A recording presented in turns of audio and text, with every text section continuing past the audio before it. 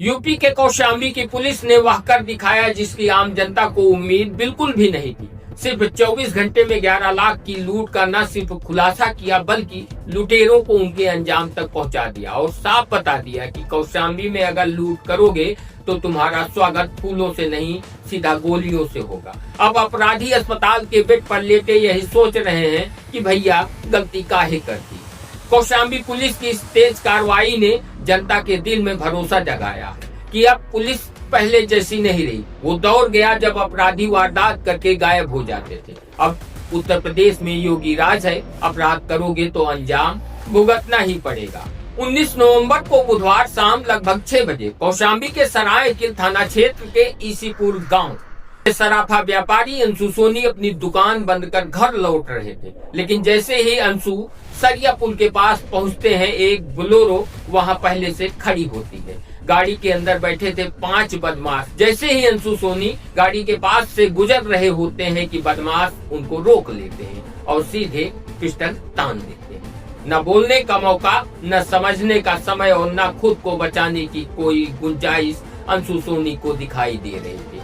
सीधे तमंचा व्यापारी के सीने पर और कुछ ही मिनट में 5 किलो चांदी 23 ग्राम सोना लूट लिया जाता है। अंशु सोनी डर से थर्रा जाते हैं। फोन जाता है थाने और फिर शुरू होता है कौशाम्बी पुलिस का सबसे बड़ा ऑपरेशन। सूचना मिलते ही सरायकिल थाना प्रभारी वीर प्रताप सिंह चौहान टीम लेकर निकल पड़ते हैं। एसपी राजेश कुमार इस पूरे केस की मॉनिटरिंग अपने हाथों में ले लेते हैं। रात अंधेरी लेकिन पुलिस का इरादा बिल्कुल साफ, लुटेरे पकड़े जाएंगे चाहे जैसे। एसपी राजेश कुमार तत्काल 3 टीमें बनाते हैं। नाके लगाए जाते हैं, गांव-गांव पुलिस दस्तक देती है। हर संदिग्ध रास्ते पर गाड़ियों की तलाशी शुरू हो जाती है। सीसीटीवी फुटेज खंगाली जाती है।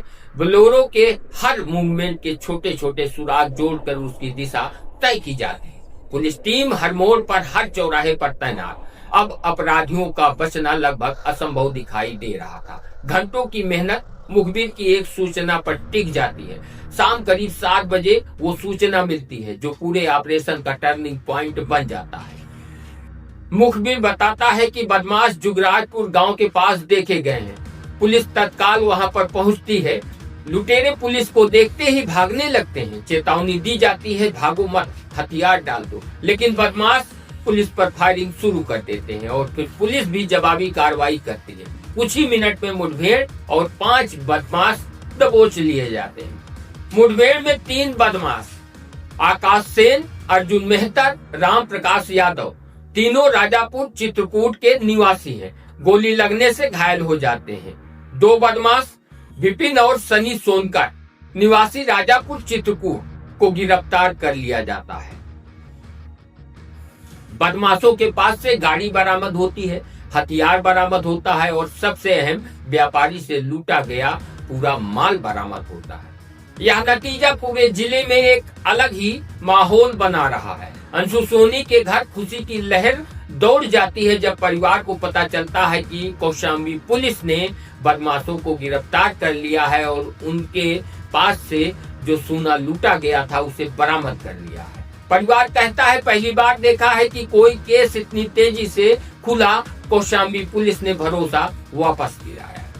व्यापारियों की सांसें भी सामान्य हो जाती है। अब उन्हें लगता है कि पुलिस उनके साथ खड़ी। एक जमाना था जब उत्तर प्रदेश में अपराधी बेखौफ घूमते थे और पुलिस असहाय दिखती थी। लेकिन अब समय बदल चुका है, पुलिस का तरीका बदल चुका है। अब यूपी पुलिस ने साफ कर दिया है, अपराध करोगे तो स्वागत गोलियों से होगा।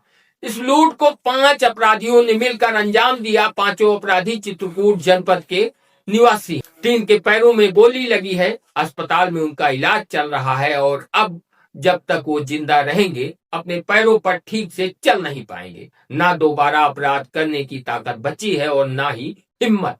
जिंदगी भर यही सोचेंगे क्यों बन गए बदमाश, क्योंकि जेल से बाहर आ भी गए तो दोबारा लूटने लायक नहीं बचे हैं। क्योंकि डकैती करने जाओगे तो भागना पड़ेगा। पुलिस ने पहले ही विकलांग बना दिया है। अब किसी को बेसहारा नहीं बना पाएंगे। पुलिस ने इन्हें भी वहीं पहुंचा दिया जहां चलने के लिए सहारे की आवश्यकता होती है। और इस पूरी कहानी की सच्चाई एक ही लाइन में छिपी है। अपराध की राह पर कदम रखना बहुत आसान होता है, पर इससे लौटना मुश्किल और अंजाम हमेशा बेहद ही खतरनाक। आप लोग क्या सोचते हैं? अपनी राय कमेंट बॉक्स में कमेंट कर जरूर बताएं।